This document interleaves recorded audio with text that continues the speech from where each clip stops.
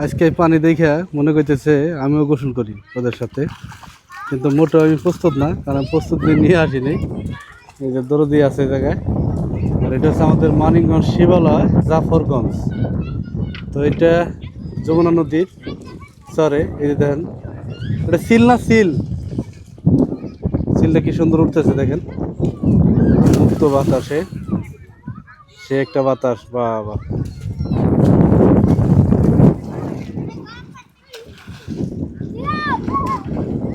দেখেন এমন পানি দেখলে গোসল করতে কার না মন চায়।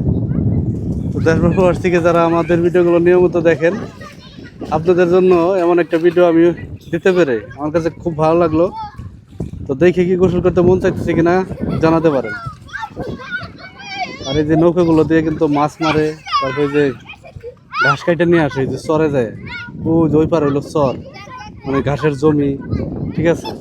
আর এদিকে তো নদী ভাঙ্গে নেয়, নদীর যে পাড়গুলো, এই পার হলো সব বাড়ি, বসত বাড়ি।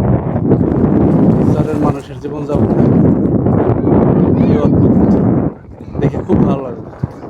আর যে একটা বাতাস আসতেছে, কি যে একটা শান্তি রে ভাই। ধন্যবাদ সবাইকে আমাদের ভিডিওটি ধৈর্য ধরে দেখার জন্য।